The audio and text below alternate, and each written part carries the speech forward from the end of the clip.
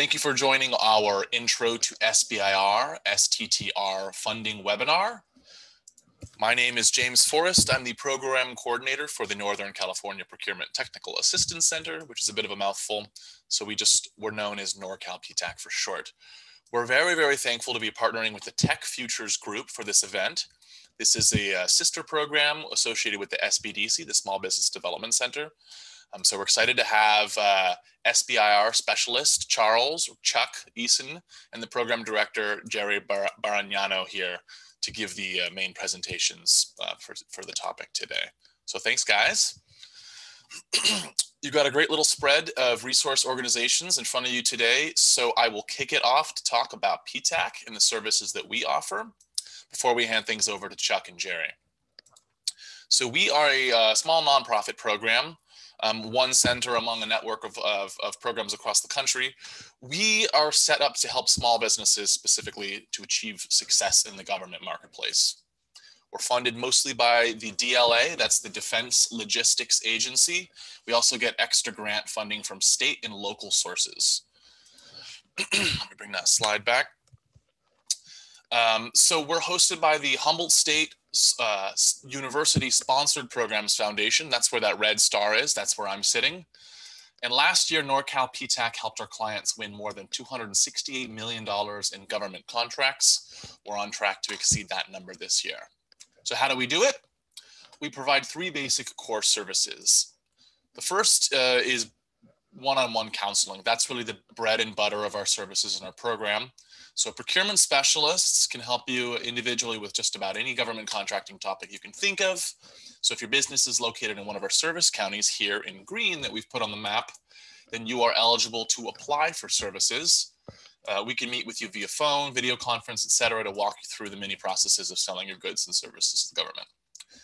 There are more than a few. The second thing we offer are these regular workshops. These days, they're all virtual. On government contracting topics. So we have a shifting rotation of topics that we talk about. We're always coming up with fresh content. We're always researching. So these are open to anyone to join from anywhere. You can sign in from Bangladesh. It doesn't matter. You don't have to be a client. You don't have to be in California. So you can just check out our website, norcalptech.org/calendar to find more upcoming events. I'll go over one of them a little later. We've been busy with virtual workshops this year, and we are taking a little bit of a breather later this fall. But we have more stuff lined up, so please do check in. We keep that calendar updated as soon as we know we're going to have one. The third thing we set up, which is pretty neat, is we have this bid matching service. It gives you daily access to federal, state, local, and even prime contractor opportunities. With this tool, you're going to be notified if a bid request is posted that matches your desired criteria that you can work out with your procurement specialist. So you can stay on top of those opportunities. That's something we offer to our clients. It's a paid service, but we offer it to you for free. So it's one of the many perks of being a PTAC client. So the long and the short of it is PTAC is able to offer you services if you're located in one of our 15 counties here. So you can apply. All counseling can be provided remotely. So you don't need to leave your office. That's important. To apply, just go to our website, norcalptech.org. Click on that big red Apply Now button. You can't miss it. And it's going to bring you to an application portal, create a username, password, go through step 7. If you've worked with the SBDC, our friends over here on the webinar, we share a database with them. So it's going to guide you to their page. So instead, just go ahead and email me at info@norcalptech.org. I will send you a special link to apply.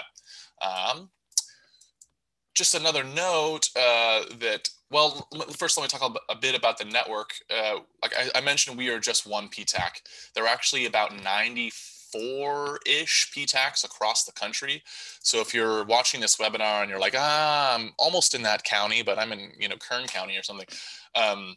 Don't worry, you're probably in the jurisdiction of another PTAC. We do go by geography, so if you apply from out of the area, I won't be able to accept you, but I will refer you to another PTAC. So you can save yourself some time and just look up your local PTAC before applying. They're all over the place. We all offer the same basic services. All right, a little bit of housekeeping before we hand things over to Jerry. Everyone's muted for the webinar, but we will have a Q&A later. So the way we want to do this is have everyone enter the questions into the Q&A function. Now, in this version of Zoom, there's a chat and there's a Q&A. So we want to use the Q&A so it's easy to monitor. If you have any technical issues or you want to say thanks or something like that, you can put it in the chat. If you want your question read aloud for everyone, put it in the Q&A. And do try to think of what's a good question to go in the Q&A, what you want read aloud. We may not have time to answer all the questions, so we've offered opportunity for you guys to upvote questions, fellow questions from your other participants that you think you'd also like to hear read aloud, and we'll do our best to be democratic about it. All right, and one more reminder that we are video recording this as we speak, and this video is going to be put on YouTube, linked to our website, and sent out to you guys. You're also going to get a PDF of the slides. All the links you see will be active. You'll be able to click through them. You'll be able to contact copy down all the contact information and everything. So rest assured, if you don't want to take notes, you don't have to.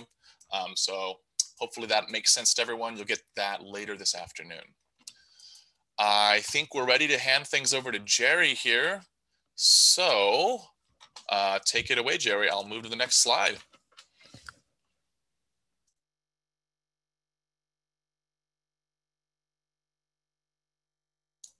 You are still muted, I believe. Okay, here we go. Sorry.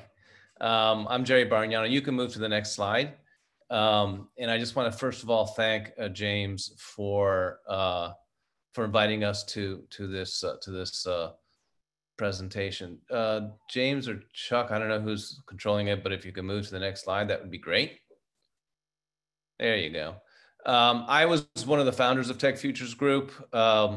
And my experience is mostly sales and marketing and go to market. I've done a lot of tech startups. One was a great success. And I have pretty strong educational background as well. Next slide.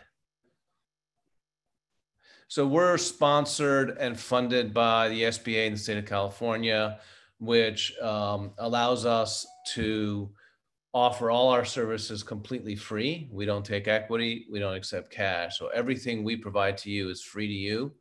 But the funding that we get from the SBA in the state of California allows us to pay our advisors. So everybody on our side is paid.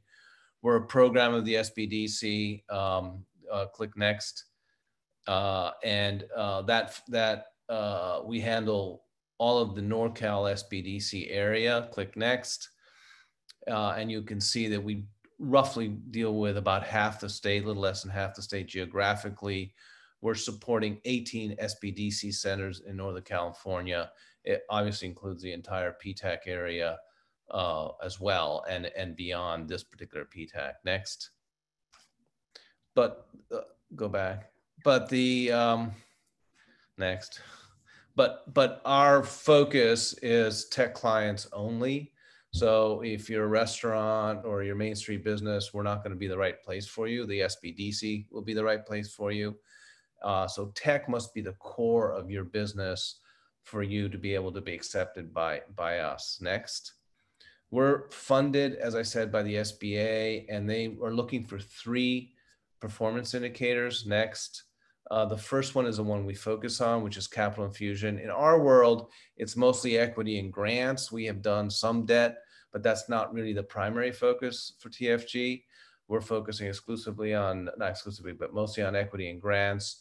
And then when you raise that money, that's when we hit the other performance indicators next, which is jobs and then revenue. So if you raise next, so if you raised $1 million, you're going to basically increase jobs. You're going to hire somebody, and you're also likely to get to market more quickly and more successfully.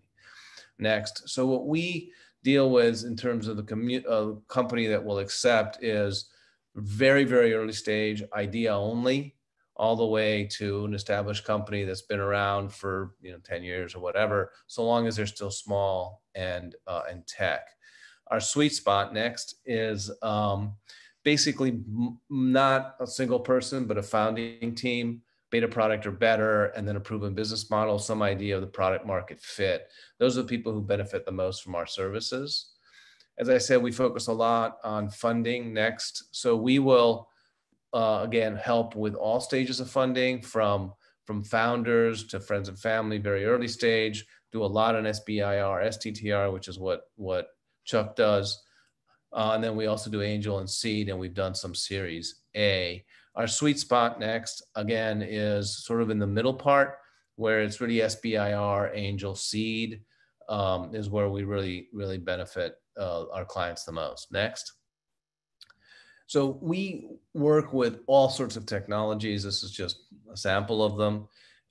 And so as a consequence, we are not technical advisors, we're business advisors. So our advisors may not know a lot about a particular technology, and it certainly is true recently with blockchain, AI, artificial intelligence, IoT, which is all relatively new stuff. As they come up, we still help our clients because we understand the whole business process, and that's the value we provide. Next. So the client intake processes, we do have an application. It's online, of course, it's free. Next. We will review the applications roughly weekly, and then next we will send it to the lead advisor. We call them entrepreneurs in residence. These are serial entrepreneurs who've had a good exit or two. They provide strategic business advice. Next, they make a final decision about whether to accept your application and you. And then if they do, they will then introduce you to our specialty advisors if you need their help. So the first one is intellectual property. That is an attorney, but he does not provide legal advice. There's a manufacturing expert will help you go through your manufacturing plan, but will also connect you with manufacturing, typically in the US. Next. And then of course there's Chuck. We have two grant advisors. Chuck is dealing with NIH, NSF, and a lot of the smaller agencies. And Stuart Berkowitz knows everything about the DoD. We also have a financial model advisors who will develop a financial model for you if you need it. Next. So these are the areas that we advise. The entrepreneurs in residence or the lead advisor, they provide business strategy, and then we'll help you with fundraising and then getting into the market. The specialty advisors, as I mentioned in the previous slides, are IP, manufacturing, government grants, and financial modeling. Next. So these are our results. Next. So you can see we started 2016 is when I took over as director, and we did about $40 million in capital infusion, which is what we're measured on. We were pretty stable over the next couple of years, and then last year we were at about 125 million, roughly 124 million. And this year we'll hit a little less than that. COVID really took us down. Next, we've increased the number of clients that we've advised over time. So we advised about 400 clients last year. This year we'll do a little less than that. Next. And this is a summary of what we've done from the beginning of Tech Futures Group through the end of last year. We've helped fund our clients raise about $1/3 billion, and about 1/3 of them have achieved it. Next. So a little bit about SBIR, just so you understand. You can hit the next button. So this gives you an idea. There's SBIR phase 1 and SBIR phase 2. The blue bar is California. 15% of the applications get funded, which is one of the best in the nation, states. Our hit rate is about half through this period, 2012 through 2016. This was when the study was done. If you look at from the beginning of time, from 2012 to today, we're at about 35%, which is still very, very good. And then the SBIR phase 2 were phenomenal. We're hitting almost 100%, even from the beginning to today. So that's if you come to us, we will really help you get an SBIR. One of the reasons I think we have such a good success rate, clearly because of the skill of Chuck and Stuart, but also because we will let you know, not to apply. You have better things to do with your time if we think it's not the right topic or the right emphasis for you at this time. So that's my presentation. Next. And here's my contact information. Feel free to give me a call on my cell or give me, send me an email or text. I'm available at all times. And again, I just want to thank you all for inviting me.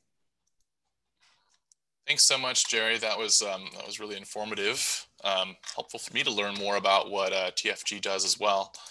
So now we have Charles, who, as Jerry and I mentioned, is SBIR STTR specialist. So he's going to guide you through some of the weeds here and really inform us about what this whole thing is. So thanks, Chuck. Yeah. Good morning, everybody, and I'm excited about the opportunity to share with you a little bit about the Small Business Innovation Research Program. And it's a great program that you can receive up to about $2 million in non-dilutive funding. You don't have to give up any equity in your company and retain worldwide patent rights. But let me share with you a little bit about myself, some background, so you can understand why I'm a big fan of the program. So I'm the Tech Futures Group Small Business Innovation Research Specialist, but I also have about 15 years of experience as a Small Business Development Center Director as well, both at Napa Valley College and the Solano College up here in the North Bay, and then in Southern California as well. But I know when I was SBDC Director, we were always being approached by people looking for funding. And of course, a lot of people wanted to know about grants. And a lot of times we'd have people walk in and ask about grants, and we tell people, well, if you're a for-profit business, it's very limited. So it's very difficult to get grants. If you're like a nonprofit 501c3, there's a lot more opportunities to go after foundation funding and those type of things, but maybe you can go after debt funding or equity funding. But this Small Business Innovation Research Program is one of those exceptions to the rule where you actually have to be a for-profit business to be eligible for it. So I'm a big fan of the program. I actually started my career in the aerospace industry, working for TRW down in Southern California, working on the ballistic missile program. We were building the Peacekeeper missile at the time, so back in the Reagan-Bush years. And I was first exposed to the SBIR program actually back in 1995. And I was I'd been laid off at TRW after we won the Cold War. We didn't need more nuclear missile systems. We had all these laid off aerospace engineers in Southern California, but they wanted to start a business incubator at Norton Air Force Base where I'd worked at. So I became the incubator manager there, and that's where I first started working with the Small Business Development Center. We were the managing entity for that incubator. But our very first tenant in the incubator was another TRW engineer, a bright guy from Caltech, and he had just won his what's called Phase 1 award, and I'll talk about the different phases in a little bit, with Army White Sands Test Range. And he had himself and 2 other part-time people when he moved into our incubator. And I helped him write his what's called Phase 2 grant, and he was successful in getting that and ended up being our first graduate out of the incubator. Went on to win multiple SBIR awards, grew his company to about 90 employees. So that was my first exposure way back in 1995. And then I moved up here to Northern California to take the job as the director of the Napa Valley College SBDC in 1997. I just continued to do some training and counseling around SBIR. And I remember one of the first events we did, a 2-day proposal writing event up here. We had folks from UC Berkeley and UC Davis, and we had a couple in the class that was from Day Laboratories in Napa. And after taking the class, he was successful in getting a Phase 1 grant for $110,000, then got his Phase 2, quit their jobs and launched their company. So I've seen this over and over again where small, most of our clients, I would say between 1 to 5 people, get some initial funding to launch their company when they might not be able to get funding from other sources. So I'm a big fan of the program. So after doing, counseling and training for many years, kind of got the itch to do it myself. So I actually applied through the National Science Foundation and got a Phase 1 and a Phase 2 grant. And, every project starts with some sort of idea. So I'll just tell you my idea and I'll share it with you. So my idea was, let's see if I can move the slide. Based on, actually, when I was back working at TRW, just before I got laid off, we saw this kind of big wave of appreciation of houses coming out from Los Angeles where people were camping out overnight for model homes. So myself and 2 friends that worked at TRW thought, well, it's a good time to build a spec house. So we bought a half-acre lot and ended up building a 5-bedroom, 3-bath house. My partner got his general contractor's license. But it took us 6 months to build the house. And between when we started and when we finished, the first Gulf War broke out. And then the whole real estate market just took a dive. So after we finished it, we couldn't sell, we hung on to it, and we ended up selling it for less than it cost us to build it. So fast forward like 15 years later, know, 2005 timeframe, I saw this. I was up in Northern California, and started to see another wave of appreciation of housing. I thought, oh, maybe, you know, is there a faster way you can build where you don't have that market risk of 6 months to build? You know, I was used to doing rapid prototyping in the aerospace industry. So I thought, well, can you do rapid prototyping for, you know, building houses? So I started doing some research, came across an article out of Australia for 3D printing of large scale objects. And it referenced another article from a Dr. Thomas at the University of Utah who was doing some work on what he called the shape maker technology. And I contacted him at the University of Utah and told him what I was thinking. I thought, well, can you apply this technology to the construction industry? He said, yeah, I've been thinking about it. And I said, would you be interested in applying for what's called STTR? And I'll explain the difference, the Small Business Technology Transfer Grant, because they had actually patented the technology at the university. So you see here on the screen, they could basically take any 3D CAD model. You got the model of this Buddha here, and they built this 25-foot tall Buddha, and Dr. Thomas is standing there down in the bottom right-hand corner of the picture there. So they actually built 2 of these. One of them is actually spray painted gold in the temple down here by Santa Cruz. But there's not a big market for, you know, 25-foot Buddha. So I thought, you know, can we apply this to the construction industry? And we've applied and got a phase 1 award through the National Science Foundation, and we built a full scale curved staircase you see there.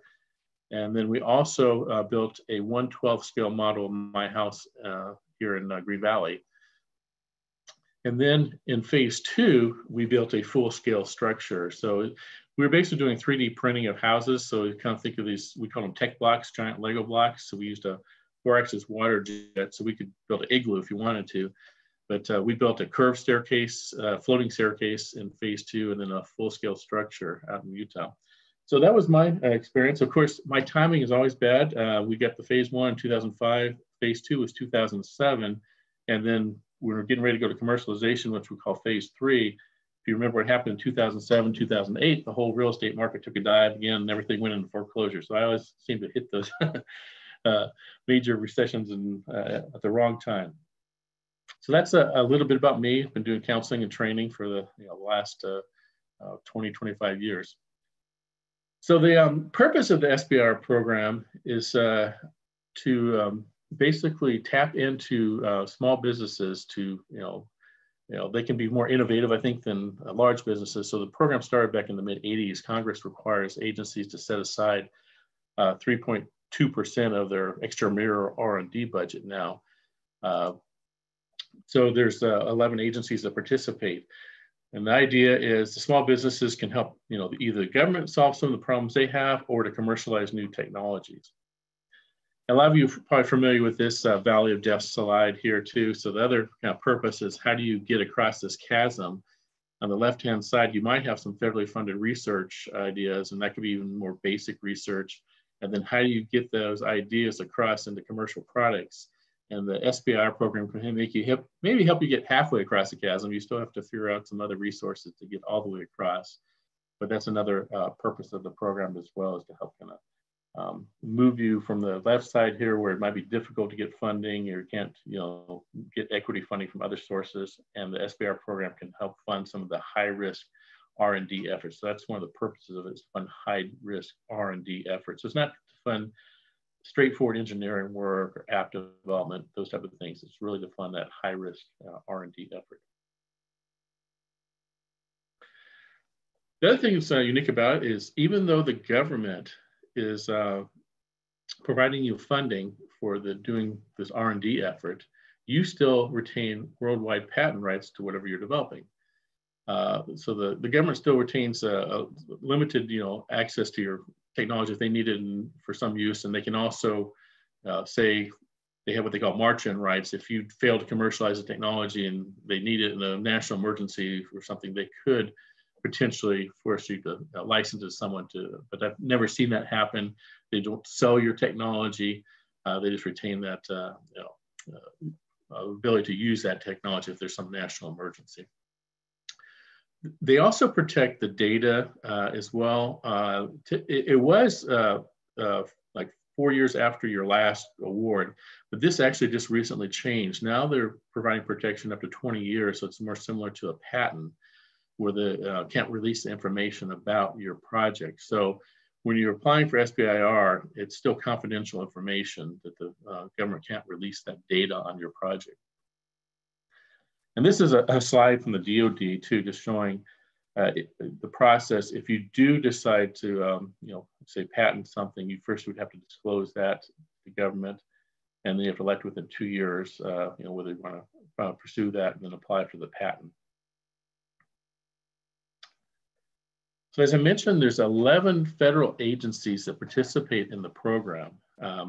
So you have to have a certain size R&D budget. So I think it's like 100 million for the smaller agencies, and then it's $1 billion, the top 5 that participate in both what's called SBIR and STTR. So those are the large agencies that have $1 billion plus extramural R&D budget. And it's about $3 billion for SBIR, and then the STTR program is in the hundreds of millions. If you combine the two, it's I think around $3.7 billion. It's available every year. California, we do get kind of a lion's share. We probably get about 1/5 of those awards here come to California. So the big agencies are Department of Defense, Health and Human Services, NASA, Department of Energy, National Science Foundation, Department of Homeland Security, USDA, Department of Commerce, Department of Education, EPA, and Department of Transportation. I always like to show this chart here. It's kind of a pie chart, and there's a newer one available, but this in general, you can see the distribution of funding. So the DoD has the largest share of R&D budget. So they have roughly about half the pie. When you look at, it's probably actually a little larger than what they're showing here, about half the pie. NIH is about a quarter of the pie, the second largest agency, and then the last quarter of the pie is all the other agencies combined. So the DOE, NASA, NSF, and then the small ones like Department of Education and Department of Transportation are all that last quarter of the pie. The other thing I want to point out on this slide that's kind of important to understand is you have both the green and blue. So the green are what we call contracting agencies, and the blue are what the green are granting agencies, and then the blue are contracting agencies. And there's some slight differences in how they operate. In both cases, you get the money, you don't have to pay it back. And even if you fail, you don't have to pay it back. So this is to fund high-risk R&D efforts. So it's more the mechanism they use, whether it's grants or contracts. And kind of the two key differences, I would say, between the granting and contracting agencies. The contracting agencies, for example, like the DoD and NASA, they propose the problem, you propose the solution. Whereas the granting agencies, you get to propose both the problem and the solution. So that's one kind of key difference. So when you look at the topics that the DoD is funding, they're very specific. So you'll see, they give you the specifications for what they want done. So if it's a fuel cell for a soldier in the field, they'll give you the weight requirements, the power requirements, and they'll even tell you exactly what they want you to do in phase 1, whether it's a benchtop prototype. So they're very specific. So first you have to solve their problem, and they also like to see it's what they call dual use. So there's also a commercial application for what they're proposing, so they're not the only ones investing in it. So if you can show that you can both solve their problem and there's a dual use or other application for the technology. And then the granting agencies, when you look at their topics, they're very broad topics. So you just have to fit under one of the categories. So it could be, advanced manufacturing, it could be IT or AI. So they have kind of broad topics that you fit under. So it's something to keep in mind when they're trying to decide which agency to apply to. Whether you want to go for like one of the granting agencies where you can try to fit under a broad topic, or the contract agencies are very specific. The second kind of key difference is the granting agencies are not going to buy anything from you. So like NIH or NSF, they'll fund the phase 1 and phase 2 R&D effort, but they're not going to purchase anything or be a customer of yours. So on the other hand, the contracting agencies like DoD or NASA, if you solve their problem in say phase 1 and phase 2, then you can actually become what's called sole source provider. They don't have to go out to bid for it. So they can be what's called the phase 3 customer. So they can actually buying things from you as your phase 3 customer. So that's an advantage, I guess. to going with maybe the contracting agency. Let me check the Q&A too to see if there's any quick questions. Okay. Now, to be eligible to participate, as I mentioned before, you have to be a for-profit organization, and then you have to be at least 50% owned by a U.S. citizen, or greater than 50% owned of U.S. citizen or permanent resident alien. And then you have to be a small business, and that's by SBA definition. You can be up to like 500 employees, which is huge. But in reality, most of these are under 20 employees. I would say it's the majority, and even under 10 employees are kind of what we see. You have to have what's called a principal investigator, PI, and they must be primarily employed with a small business at the time of award for SBIR. There's some exceptions to that for the STTR. I'll explain in a little bit. And the R&D work has to be done here in the U.S. Since it's the U.S. government funding it with U.S. tax dollars, they want to see the work being done here in the U.S.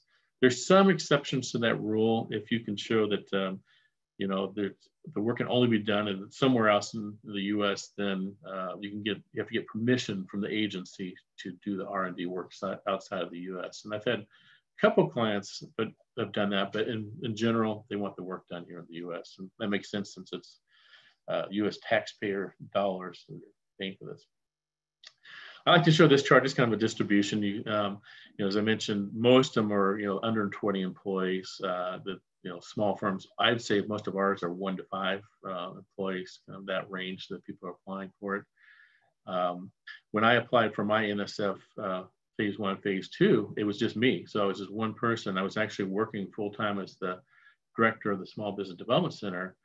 And then once I got the award, I had to negotiate to drop down to half-time at my college so I could be the principal investigator on the phase 1 grant, because it had that requirement that the principal investigator be primarily employed with the small business. The other thing that's kind of interesting is most of the firms are new to the program. So they like to see when people into the program, when it started in the 80s and 90s, they had a lot of what they call these SBIR mills, which have 20, 30 phase 1s, a few phase 2s, and they never commercialized anything. But they want to see new people coming in. A lot of them are first-time awardees, and there are small companies. So how do they dole out this $3 billion a year? So they have it's kind of a 3-phase program. So the first phase, what they call phase 1 grants, that's typically a feasibility study. So you're going to be demonstrating feasibility of innovation X to do Y.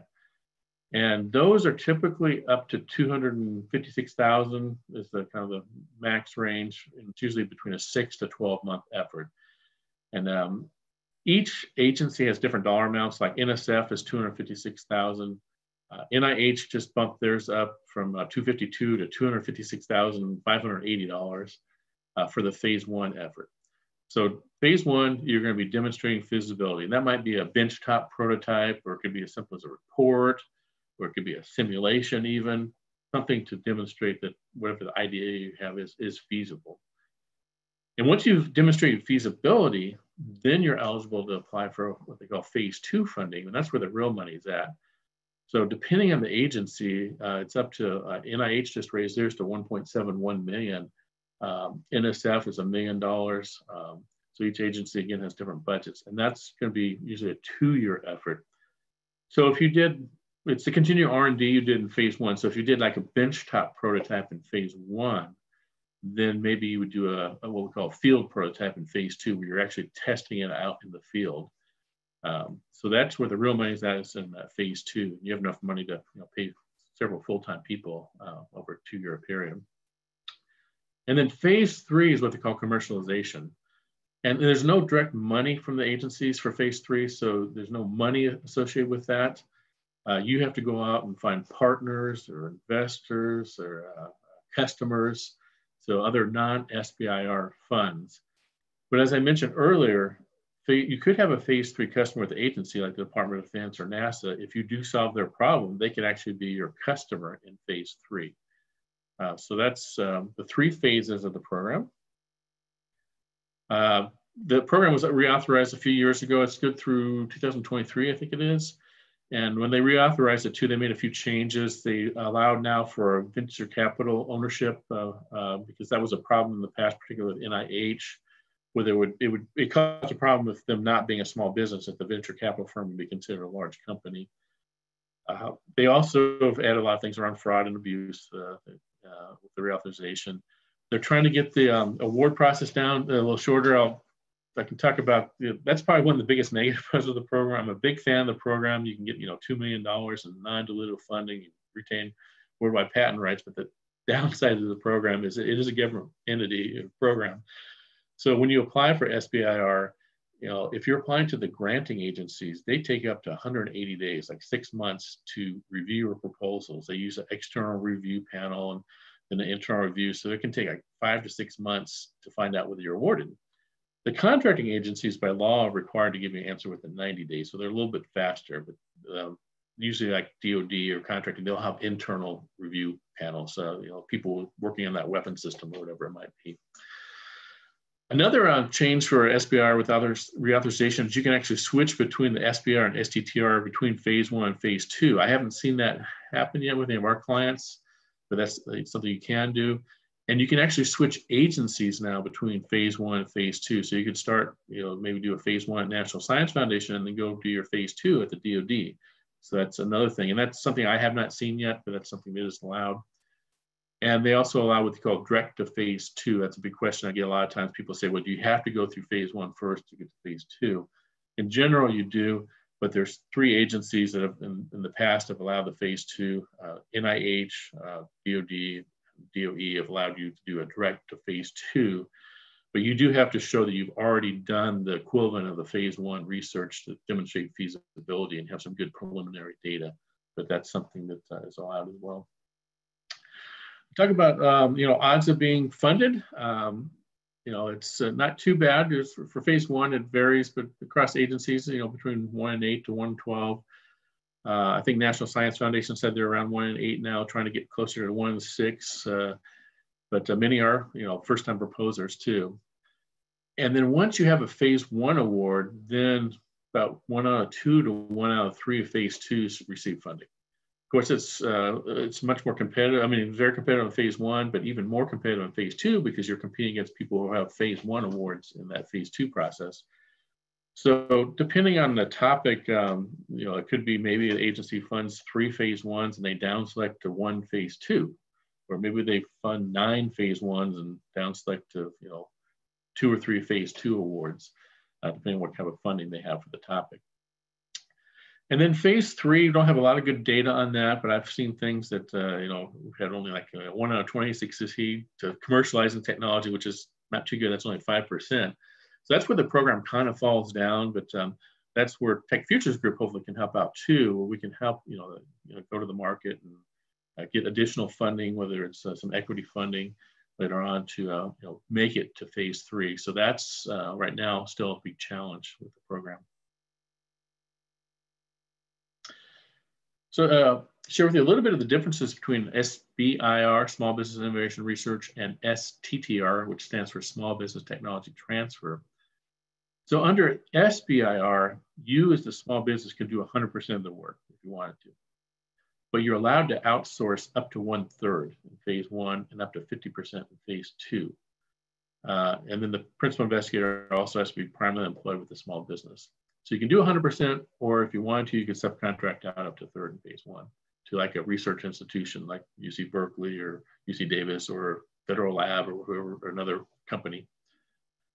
Whereas STTR, when the title kind of sounds like Small Business Technology Transfer, one of the purposes is to transfer technologies out of a university or out of a federal lab. So like in my case, University of Utah already had patented this technology, so I was transferring it out of the university. But it doesn't have to be that. It could be technology that you've developed, but you just need some assistance from a university to validate what you're doing. You can do that as well.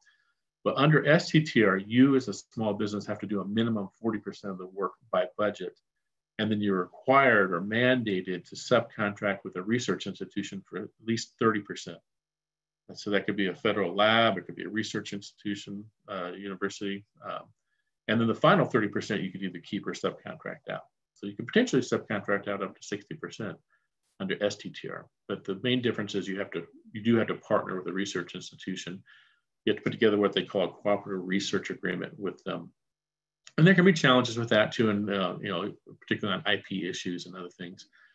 And then there's certain things that qualify for research institutions. The research universities qualify, federal labs qualify, but there's only certain types of labs. They have what they call GO-GOs and GO-COs. So they have government-owned, government-operated labs, government-owned, contractor-operated labs. So, for example, I know, I think UC Berkeley was a contractor for like Lawrence Berkeley National Laboratories or Livermore or Sandia. Some of those might have a university as the partner to contract to run it. So that's a GO-CO. Those are eligible ones versus the GO-GOs aren't typically eligible.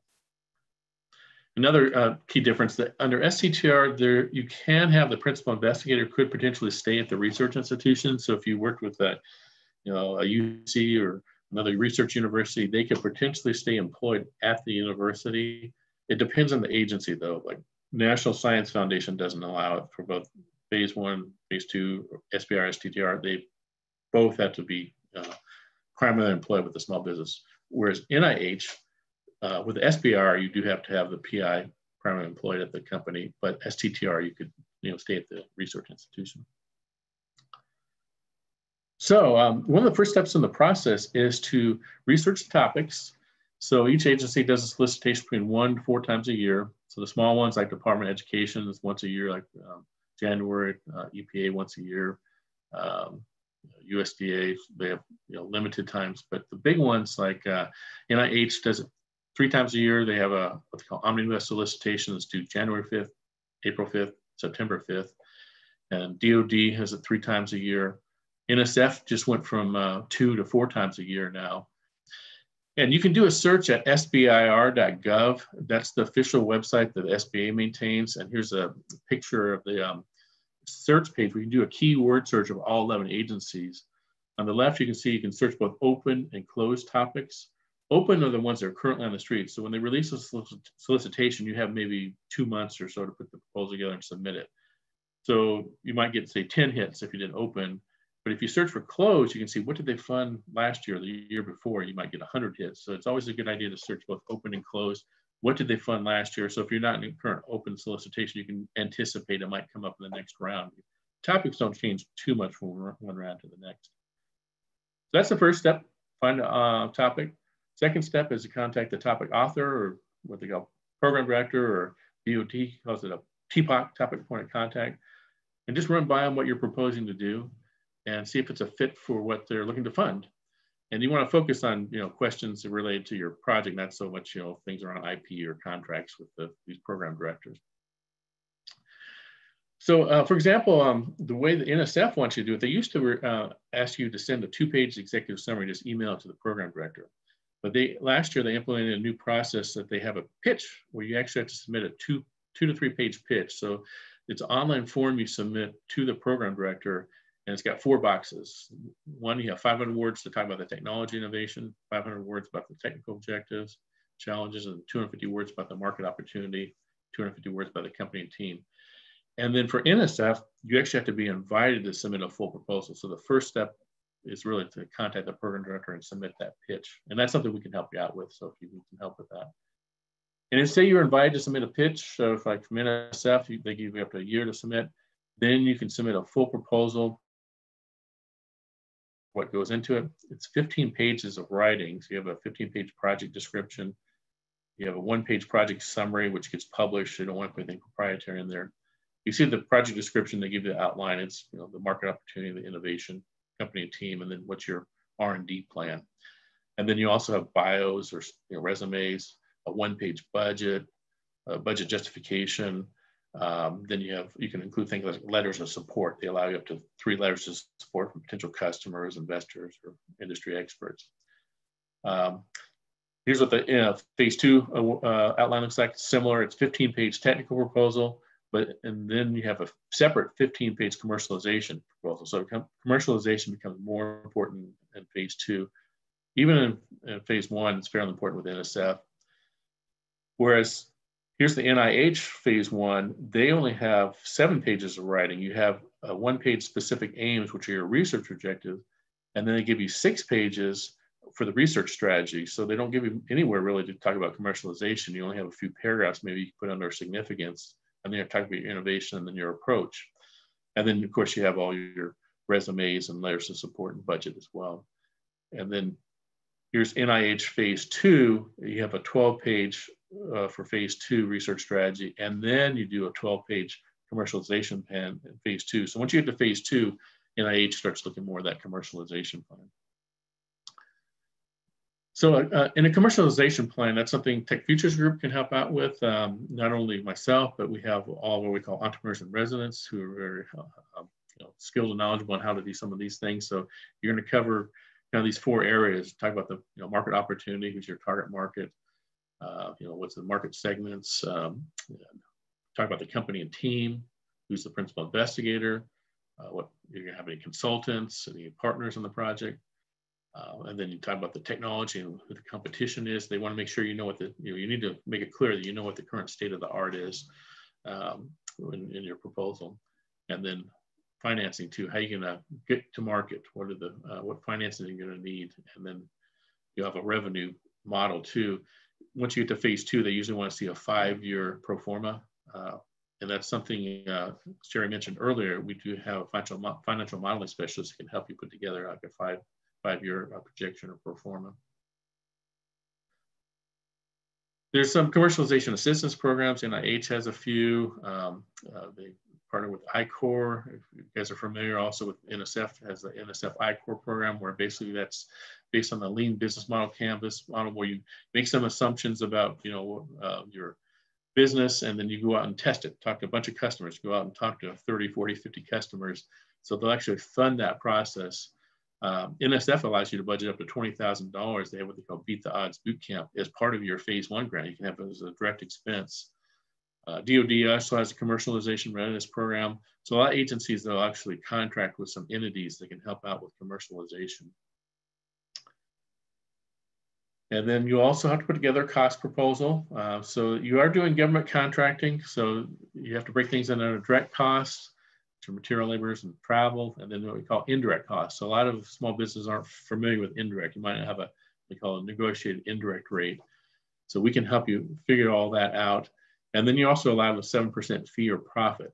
So that's something we can help you structure the budget and put that together, because that's probably one of the areas that most difficult for small businesses to work with and figure out how to put that together for government contracting. So you found a topic, you talked to the program director, you put together your proposal using the outlines, whatever like I was just showing you, and then you have to submit it. So you submit these electronically, and each agency has their own, either proprietary system, or a lot of them are using grants.gov, like NIH uses grants.gov. I think who else is using USDA's grants.gov. NSF has their own proprietary one. It's called research.gov, and inside that they have something called Fastlane, where you upload your whole proposal. The DoD has their own submission platform. So there's all these different platforms that are kind of proprietary. So it's a challenge to learn how each one of those operates. And then you also have to do registrations, because you're doing government contracting. So there's typically like 4 registrations. You have one with it's called the company registry. You have to register with the SBA, and that's just they want to track who's getting awards. So when you register, the SBA will send you a letter back that you have to upload with your application. And of course, to get set up, you have to have typically either the corporation or LLC or some sort of legal entity with an EIN number. And then you'll need to get a DUNS number, which is free. And then you have to register with what's called a System for Award Management. And that is how they pay you. So you're going to put things like your bank account information, bank routing number. And so if you get awarded, that's how you can get funded. Now they are moving to, they're trying to consolidate all these different things. Under SAM, you have to also get a CAGE code, and all these things, they can take 2 or 3 weeks. So you want to wait till the last minute, but they're moving to they have what's called beta SAM now. They're trying to consolidate all this. And that's something, the Norcal PTAC can probably help you out with as well, some of these things. But once you get set up in SAM too, one of the things, if you get, say, a phase 1 award, cash flow wise is pretty nice. Like if you had $256,000 from the National Science Foundation, they give you roughly 90% up front. They withhold like $20,000 for the final report. So cash flow wise, you get this big chunk up front. Once you get your phase 2, they usually every 6 months, you'll get roughly a quarter of your funding. So after you submit, then they're going to review the proposals. I mentioned the granting agencies tend to use external review panel. You might have 3 or 4 people they pull together, then do an internal review. And these are the kind of criteria they'll look at. And they spell out the criteria in the solicitation. So, the technical merit and the problem, and commercial application, they look at the team and the budget. So you want to make sure there's not too much budget, too little work plan. The other way around, too much work plan, too little budget. Now, after they'll notify you whether you're funded or not. If you say you are declined, some of the reasons are, it's not following the form. You want to read the instructions in the solicitation, 1-inch margins and 11-point type and all that type of thing. Maybe it's not innovative or high risk. If you're just doing straightforward engineering work, it's not unique. The work plan doesn't have enough specifics, or maybe the team or the principal investigator doesn't have enough experience. So there's different reasons why you could be declined. But if you are declined, they'll either ask for or they usually send you the review panel comments. So then you can potentially resubmit. In my case, I was declined the first time I submitted my phase 1, took the review panel comments, made some improvements based on their panel comments, added a few figures and diagrams, and I was successful 6 months later in getting funded. So you always want to get that feedback after you're, say, declined. And then I just want to mention real quickly, there's other funding opportunities. A lot of agencies have what they call phase 2B funding. Like NSF will match a third-party investor up to $1 million. They match 50 cents on the dollar. So if you found an angel investor for putting $1 million, they'll give you another $500,000, extend your grant for 2 years. NSF has a phase 2 CC grant, that stands for community college. I actually got that, I applied for it. They give you another $50,000. You subcontract with community college. I subcontracted with Napa Valley College and had their digital design students and the faculty do all my CAD modeling, and they did 3D printing for me, so it was great. NIH has the same thing, phase 2B, DOD, DOE has some of those. There's also state matching programs as well. Some of the states, like Kentucky used to advertise full-page ads. They'd match 100% phase 1, phase 2. California unfortunately doesn't have anything matching now. They used to have a CalTech program where they match phase 2 awards up to 150,000, but that went away when they had these regional technologies that went away. So I conclude here, so we give some time for Q&A. There's $3.7 billion available. It has to be some sort of innovative R&D with some degree of risk, so not straightforward engineering. And then some of the keys to success I mentioned, you have to be responsive to the agency's need, whatever their problem is. And then if you can demonstrate there's a commercial application, you can build a business around it. And you need to have enough details about the technical program and have a team to carry it all out. So here's my contact information again. Feel free to reach out to me. And let's see, next I'll turn it back over to James, and then I think Christina's gonna share some stuff with us as well. That's right. All right, thank you so much, Chuck. That was really informative. I feel like I learned a lot about SBIR that I didn't know before. So I just want to let you know, we are going to go a little bit over time here, but that's fine. We want to give you time to ask questions and get them answered. As you're leaving, there's a survey, a satisfaction survey. If you could just fill that out, you can do it anonymously. It takes 30 seconds. That really helps us, makes our funder happy as well. We will get to the Q&A in 1 second, so please enter your questions there.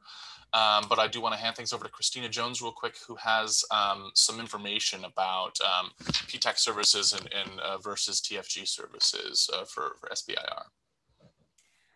Well, good morning, everyone. Hello, Chuck. We haven't met formally, but I think we've talked by email. Yeah.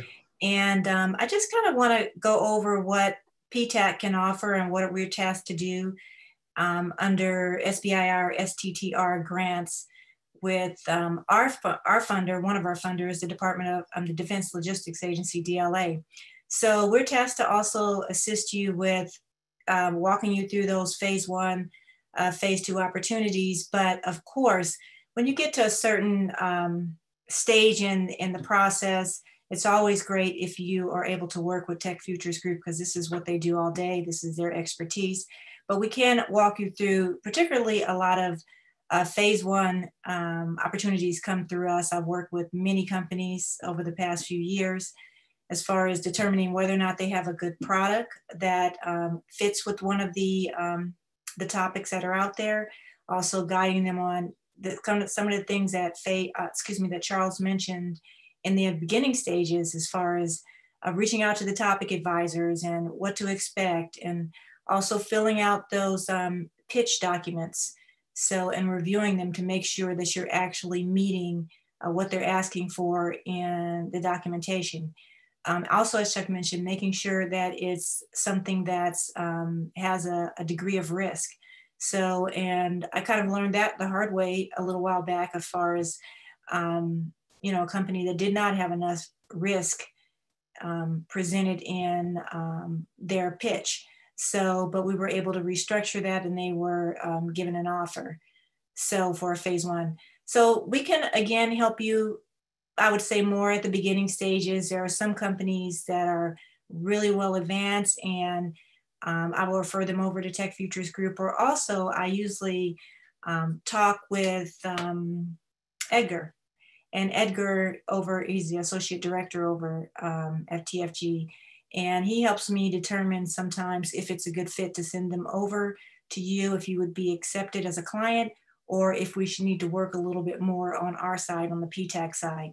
So just letting you know, especially if you're already working with a counselor, it's a good idea to, you know, discuss this with them and try to, you know, determine if it's a good fit for you just to move forward with the program, also to help you navigate some of the other resources that are out there to assist with SBIR, STTR grants. And then again, determine if really you should be working directly with Tech Futures Group, or maybe you're already working with them, but you're kind of working with both of us. Sometimes that happens as well. So just knowing that we're working in conjunction and working together to try to, you know, help you be successful in this area. And we both have resources to offer. So that's all I have to say. And I'll turn it back over to James. Perfect. Thanks, Christina. And that is our senior lead procurement specialist, Christina Jones. So thanks once again. All right, now we've got time for Q&A, but I just want to mention one upcoming event that we have. November 18th, we're going to have a webinar with Manat, which is a white-collar legal firm. They're going to talk a bit about bid protests, more than a bit. It's going to be an hour and a half. So this is free, as are all of our events. So go ahead and check it out. And that looks like it may be the last webinar of the year, but we've got a bunch of stuff in the pipeline for January, and even as far out in February. So take a look. Something might pop up before then as well. Our website is always updated. So let's get to the Q&A. And if any folks have to leave, just once again, if you could just fill out that survey, it would be really sweet. Everyone's getting the slides and the video as well. So let's get to the Q&A. Oh, another reminder, you guys can actually upvote questions that you like. So if you see a question, you're like, I like that question. You don't have to re-ask it. You can just upvote someone else's question. Add in a little democracy, why not, in this election season. So the first question is from Deborah, who wonders if nonprofits are eligible for the SBIR, STTR. No, you do have to be for-profit. So that is, and that's kind of opposite of that. In general, grant world, nonprofits are eligible for more, you know, foundation funding. But in this case, you do have to be for-profit. One of the things that makes it a little bit of a different kind of grant. Pete is saying, I thought SBA sizes depended on NAICS codes. Some were employee size and some were revenue. Yes. So, you know, the example I gave was 500. So that would be like if you're a manufacturing company. But if you are a service-based company, it could be down probably even 100 employees. So Christina might have a better answer to that, but it is based on NAICS and revenue, and it varies by, you know, what type of business you're in. Yes, I agree with you, Chuck. It's, you know, it's size standard is both. I'm sorry, I'll come back in. I didn't know if I was going to answer questions, but size standard is, yes, definitely based on, and for manufacturers, yes, you know, employee count, but then also there's plenty that are based on sales revenue. So you just need to look up your specific code on the SBA size standard chart and see which is applicable and what's the max.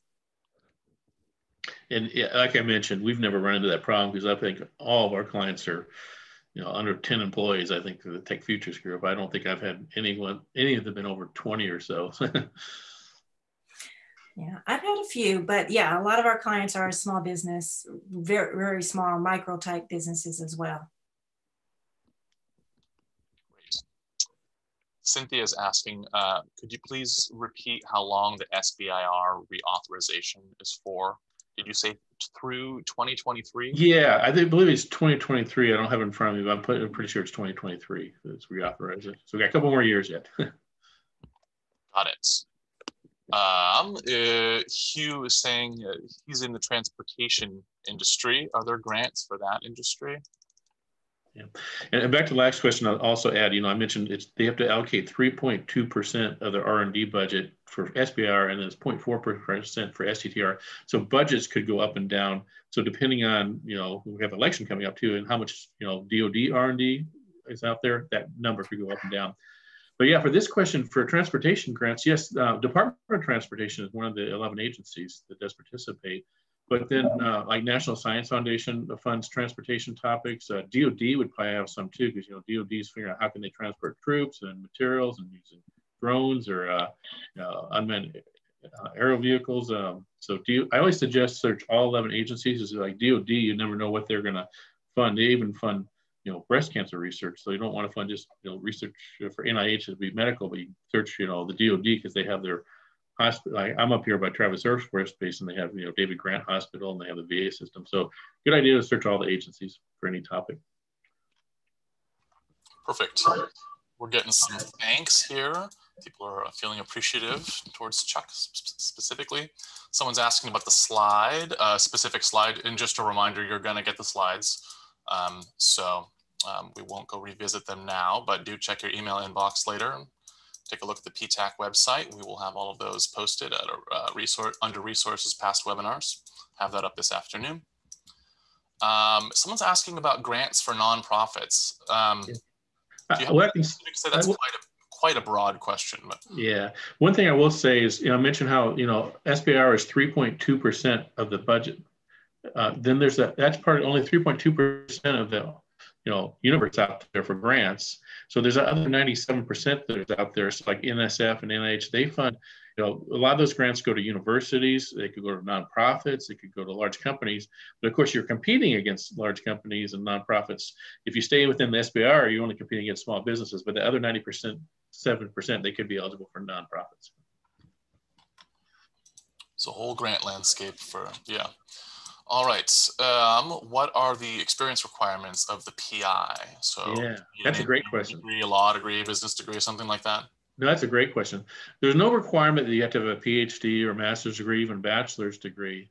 But I would say they were looking to see that PI has experience to manage the research project. So both technical and management. I kind of use the project management role too. And you don't have to have a PhD, but the review panels, a lot of times they might have academics on there that have PhDs, so they might be biased towards that. You have to show somewhere in your team that you have the experience, whether it's the PI, staff, or consultants. I was the principal investigator on my grant with the NSF, but I just have a Bachelor of Science in Engineering Sciences, and I have an MBA. But I was the PI for mine. But there's no formal requirement, but you do.